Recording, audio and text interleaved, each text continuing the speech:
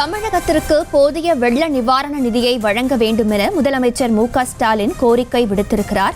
விவரங்களோடு இணைகிறார் செய்தியாளர் ராஜேஷ். மேலும் விவரங்கள்.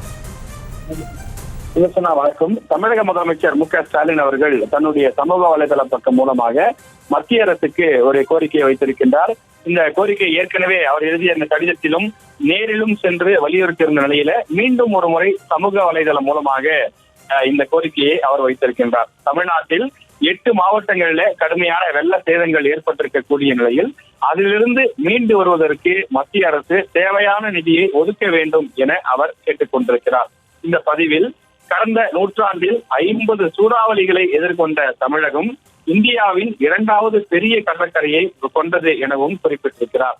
சமீபத்தில் உருவான அந்த மிக்ஜம் புயலின் காரணமாக சென்னை உள்ளிட்ட 4 மாவட்டங்களும் அதனைத் தொடர்ந்து தென் மாவட்டங்களில் பெய்து வரக்கூடிய அந்த தொடர் மழை காரணமாக பல்வேறு இந்த வெள்ள பாதிப்புகளும் ஏற்பட்டிருக்கிறது.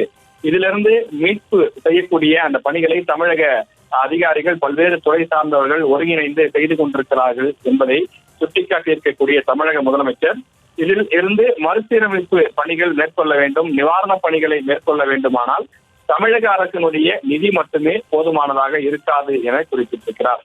மத்திய அமைச்சர் நிர்மலா சீதாராமன் அவர்கள் தமிழகம் இந்த ஆய்வுப் பணிகளை மேற்கொண்டு வரக்கூடிய சூழ்நிலையில் தொடர்ந்து தமிழக அரசு அதிகாரிகள் தமிழக அமைச்சர்கள் ஆகியோர் அவருக்கு தேவையான அந்த விளக்கங்களை கொடுத்துக் கொண்டிருக்கிறார்கள்.